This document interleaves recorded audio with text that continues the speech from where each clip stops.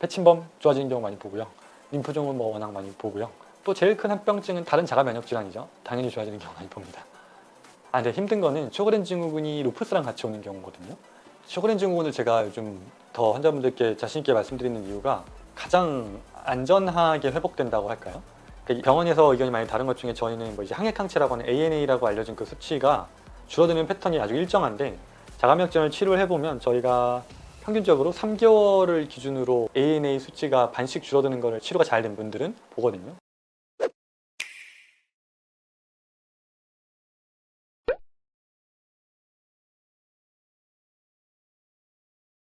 대표적으로 합병증의 가장 심한 상태는 보통 장기 침범이죠. 대표적으로 폐침범이 일어난 상태를 정말 최근 많이 봤고요. 최근 들어 그런 환자분들이 많이 찾아오셨고, 또 가장 흔하게는 이제 림프종이라고 하는 이하선이나 악하선 근처에 림프들이 부어있는, 그러니까 종양이 생긴 형태가 발견되는 분들도 많이 봅니다. 이거는 약물에 의한 부작용이라기보단 쇼그렌 증후군이 잘 관리가 안 돼서 나타나는 경우도 있어서, 합병증이라는 의미는 그 질환이 잘 관리가 안 돼서 교란된 면역세포가 공격하는 부위들이 범위가 늘어나면서 생기는 질환들이라고 봤을 때 림프종 같은 게 가장 합병증으로 많이 알려져 있는데, 이런 사례는 너무 많이 보죠. 림프종까지 진행된 분들은 조금 더 집중적인 치료를 하죠. 그러니까 뭐냐면 이제 림프종까지 진행이 됐다는 거는 이제 결정을 해야 되는 상황들이 생기는데, 그걸 이제 종양이기 때문에 떼어낸다 하는 분들이 또 있고요. 또는 난 조금 더 지켜보겠다 하는 분들이 있는데, 지켜보겠다라고 하신 분들이 저희랑은 더 결이 맞는 분들이죠. 이제 그런 분들은 좀 더 집중적으로 치료를 해서 쇼그렌 증후군을 포함한 자가면역 질환의 치료를 한 목표 사이클을 6개월로 잡는데, 초기 3개월이 전쟁을 끝낸다 해서 내 몸을 때리는 것이 멈춰지는 게 3개월의 목표고요. 후반부 3개월은 그 근본적으로 이제 그 골수까지 봤을 때 이 면역세포들을, 재기능하는 면역세포들을 만드는 단계까지가 후반부 3개월인데, 이 3개월이라는 기간까지는 어쩔 수 없이 내 몸을 때리는 패턴이 나타나거든요. 근데 그게 림프종까지 이미 진행된 분들은 그걸 더 빨리 당겨야 되다 보니까 좀 더 집중적인 치료를 통해서 내 몸을 공격하는 패턴이 멈춰지는 것을 더 빠른 시간에 만들기 위해서 좀 더 집중적으로 치료를 하게, 몸의 반응이 좀 더 빠르게 나타나게 하는 걸 목표로 하는 치료를 하게 됩니다. 생약제들 중에서는 면역 증진을 보통, 이건 좀 저희 노하우기도 한데 3단계로 나눴을 때 1단계는 항염증이라고 하다 보니까 1단계 때 면역 증진 약물들을 같이 쓰지는 않아요. 1단계부터 면역 증진 약물들을 같이 쓰면 환자분들이 너무 힘들어 하세요. 그러니까 한 달 정도는 좀 비우면서 몸을 한 차례 좀 청소를 해서 좀 가라앉은 상태에서 면역력을 올리는 치료를 보통 시작하는데, 이런 어떤 장기 침범이나 종양이나 이런 것들이 나타난 분들은 그 항염증과 면역 증진을 1단계부터 같이 해서 좀 빠르게 올리는 쪽에 포인트를 맞춘 치료들을 보통 진행하게 됩니다. 저희가 1, 2, 3단계를 나눴을 때 1단계가 항염증, 2단계가 말초 면역 반응, 면역 증진이라고 했을 때 1, 2단계를 좀 합쳐서 시작부터 치료한다 생각하시면 될 것 같아요. 그리고 환자분들은 더 힘들어요. 증상적으로는 더 힘들지만, 그러니까 종양이라는 걸 결국 오래 때리면 더 악성으로 넘어갈 가능성이 높기 때문에, 염증이 오랜 시간 반복되면 그 기간을 줄인 대신에 강도를 좀 높이더라도 기간을 좀 줄여서 빠르게 3개월 거를 한 1개월 반, 2개월 만에 좀 멈출 수 있도록 노력하는 치료를 진행한다고 생각하시면 될 것 같아요.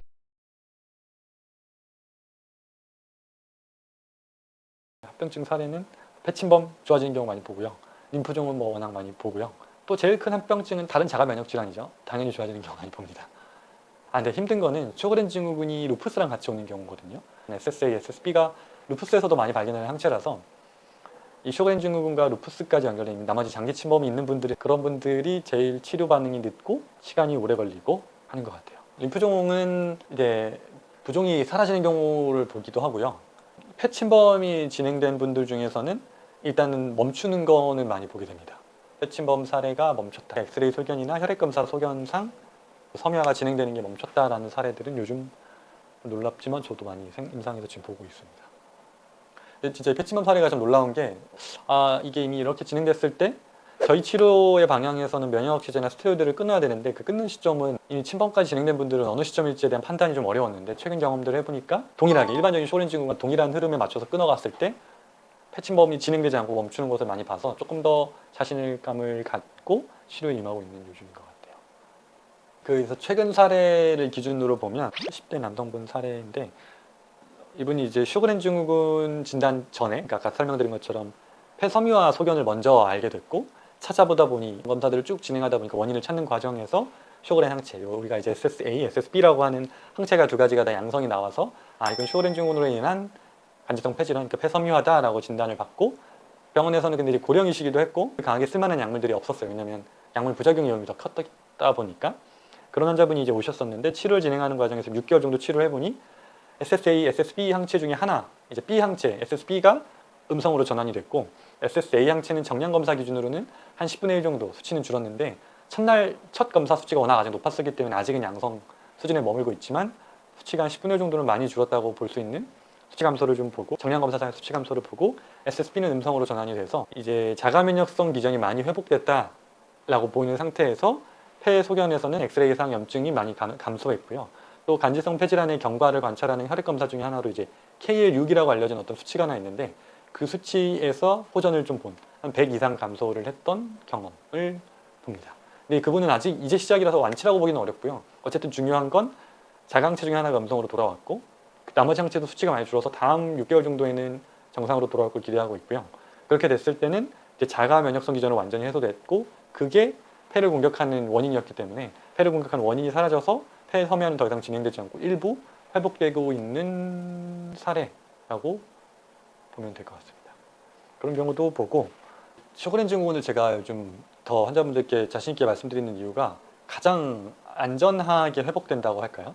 그러니까 병원에서 의견이 많이 다른 것 중에 저희는 뭐 이제 항액항체라고 하는 ANA라고 알려진 그 수치가 줄어드는 패턴이 아주 일정한데 자가면역질환을 치료를 해보면 저희가 평균적으로 3개월을 기준으로 ANA 수치가 반씩 줄어드는 거를 치료가 잘 된 분들은 보거든요. 예를 들면 1대 1280 정도의 비율로 항액항체가 역가가 높았던 분들이 6개월 정도 치료하면 딱 한 320대 1, 그러니까 1대 320 정도로 준다거나 여러 사례들을 통해 보이니까 한 3개월 단위로 새로운 항체가 안 생기면 이건 항체를 없애는 치료는 아니니까요. 항체를 없앤다가 아니라 이미 생겨있던 항체들이 희석되는 거죠. 혈액에서 사라지면서 희석되면서 수치가 줄어드는 패턴이 한 3개월 기준 반 정도 준다.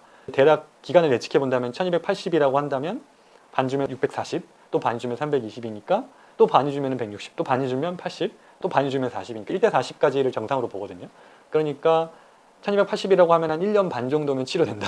이렇게 보통 뭐 설명을 드리고 전제는 환자분들이 잘 해주셨을 텐데 저희도 치료가 잘 됐을 때 1대 320 정도의 시작이었다면 보통 1년 정도면 거의 80대 1 정도 떨어지니까 1년 3개월 정도면 정상으로 돌아오는 경우를 이제 보는 거죠. 그런 형태로 좀 예측할 수 있는 기준은 항액항체인데 이것만으로 다 판단할 수는 없어서 그렇게 좀 설명을 드리는 기준으로 삼고 있습니다. ANA를 기준으로는 그렇게 설명을 드리는데 근데 쇼그렌 항체가 SSA, SSB 두 가지 중에서는 SSA가 조금 더 음성 전환이 어려운 걸 많이 보고요. 워낙 두 가지가 다 양성인 분들 중에서는 SSB가 조금 더 농도가 낮은 분들이 더 많거든요. 이 SSA, SSB라는 단백질의 기능을 좀 떠올려 보면 SSA는 우리가 RO, 그러니까 로우, 56, 52, 60이라고 하는 물질들을 지칭하는 항체고요. SSB는 라라고 해서 LA라고 하는 단백질을 지칭하는 항체인데 이 두 가지 단백질들이 하는 역할이 우리 몸에서 DNA를 합성하고 RNA의 품질 관리를 하는 역할을 하는 물질들이거든요. 근데 그 물질에 대한 항체가 SSA, SSB라고 알려져 있는 항체니까 쉽게 말하면 품질 관리를 방해하는 항체인 거거든요. 이게 최근 들어서 방문하신 환자분들 중에 화학물질에 노출이 돼서 발생한 질환인데 그 환자분 중 일부가 SSA 또는 SSB에서 항체가 양성이 나온 환자분들을 최근에 좀 뵙게 되거든요. 그분들 같은 경우에는 쇼그렌 증후군의 전형적인 증상은 안 가지고 있고요. 피부에서의 이제 과민 반응이죠.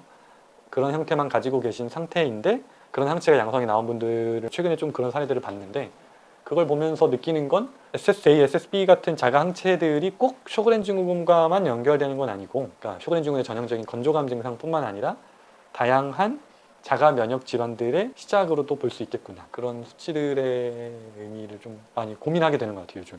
안티 SSA가 남아있는 분들이 많거든요. 보통 치료를 하다 보면 SSB는 한 6개월 정도에서 음성 전환을 보더라도 SSA가 남아있는 경우를 많이 봐서 그런 경우는 이런 의미에서 좀 해석을 하고 RNA 품질 관리가 아직 잘 안 된다. 즉 세포 대사, 세포 재생 관점에서 조금 더 문제가 아직 남아있다라고 보고 그쪽에 포커스를 맞춘 치료들을 더 연구를 지금 하고 있다 정도 설명드릴 수 있을 것 같아요. SSA, SSB라는 항체가 아직까지 그러니까 연구가 많이 진행이 안 돼 있어서 그게 쇼그렌 증후군 환자들에게서 많이 발견된다 일 뿐 이게 구체적으로 쇼그렌 증후군의 증상들과 1대1로 어떻게 매칭되는지 아직 많이 안 알려져 있거든요. 그래서 그런 경우를 보다 보니 의외의 환자분들에서 이 항체가 양성인 경우를 보니까 저는 요즘 많이 고민을 하면서 좀 연구를 해보고 있는 단계입니다. 또 최근 사례가 지난번에도 제가 아마 설명드렸던 것 같은데 이 자가면역 질환과 암이 약간 양면에 있는 개념이거든요. 그러니까 공격해야 될 적군들을 공격 안 한 게 암이라면 공격 안 해야 될 적군을 공격한 게 자가 면역 질환이라 실제로 두 가지 질환에 쓰는 약물들이 비슷한 게 요즘 많이 쓰이거든요. 대표적으로 원래 이제 표적항암제라고 알려져 있던 뭐 면역 반문 억제제들 이런 약물들이 자가 면역 질환 치료에 쓰이는 시도들이 많이 이루어지고 있는데 이만큼 두 개가 가까운데 제일 치료가 어려운 경우들을 보면 암 치료를 하셨던 분들 중에 자가 면역장애 발생해서 오시는 분들이 있거든요. 그런 분들의 치료가 제일 반응이 느리고 어려운 것 같아요. 한마디로 면역계가 저하된 상태에서 암이 발생했는데 그걸 치료하는 과정에서 면역계를 교정하는 약물들을 쓴 거죠. 근데 그게 어떻게 보면 잘못 반응을 하면서 교란된 면역세포들이 더 고착화된 상태에서 오신 분들은 치료의 반응이 확실히 좀 늦고 어려운 것 같아요. 젊은 분들 중에 그런 분들 좀 조금 보게 되는데 제일 어려운 환자분들의 사례인 것 같습니다.